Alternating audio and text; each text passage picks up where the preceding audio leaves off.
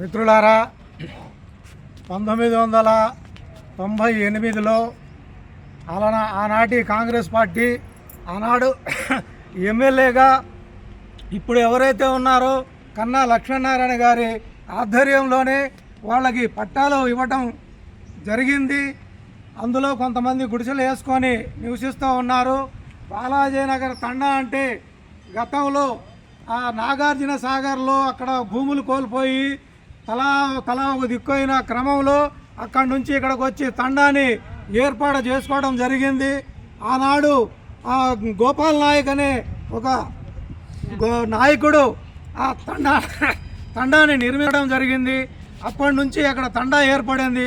క్రమేణా ఇప్పుడు పంచాయతీగా కూడా ఏర్పడడం జరిగింది.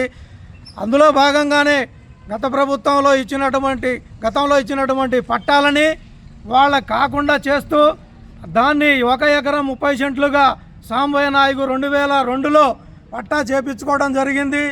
గతంలో దాని మీద పెద్ద గొడవలు జరిగి గుడిసెలు తగలబెట్టడం, తలకాయలు పగలగొట్టడం, అది మొత్తం జిల్లా వ్యాప్తంగా పెద్ద న్యూస్ కూడా అవడం జరిగింది. కోర్టులో కూడా ఉంది ఆ సమస్య.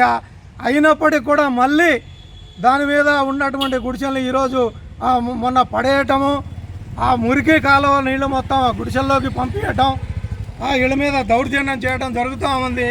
ప్రభుత్వం వారు సమస్యని కూలంకుషంగా దాన్ని పరిశీలించి ఎవరికైతే పట్టాలు ఇచ్చి ఉన్నారో నిరుపేదలు లంబాడీలకి వాళ్ళకి న్యాయం చేయవలసిందిగా ప్రజా సంఘాలుగా ప్రభుత్వాన్ని విజ్ఞప్తి చేస్తూ ఉన్నాం.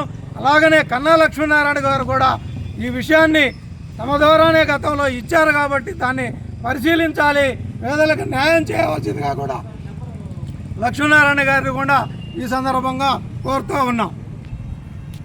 నమస్తే సార్, నా పేరు శివనాయక్, మాది బాలాజీనగర్ తండా, నగరకల్ మండలం, పల్నాడు డిస్టిక్కు. గత ప్రభుత్వం వాళ్ళు 1989లో మాకు 3 సెంట్ల పట్టా భూమి మంజూరు చేశారు. దాన్ని టీడీపీ నాయకుడు సాంబయ్య నాయక్ అనే వ్యక్తి దౌర్జన్యంగా ఆక్రమించుకున్నారు. అది కాంగ్రెస్ ప్రభుత్వంలో దాన్ని మాకు పట్టాలు ఇచ్చారు. అది దాదాపు 37 మందికి 3 సెంట్లు చొప్పున ఇచ్చారు. కానీ ఈ టీడీపీ నాయకుడు సాంబయ్య నాయకుడు అనే ఆయన మా గుడిసెలు కాల్చి అతడు ఆల్రెడీ 3 నెలలు జైల్లోకి ఉన్నారు. హైకోర్టులో కూడా ఈ కేసు నడుస్తుంది.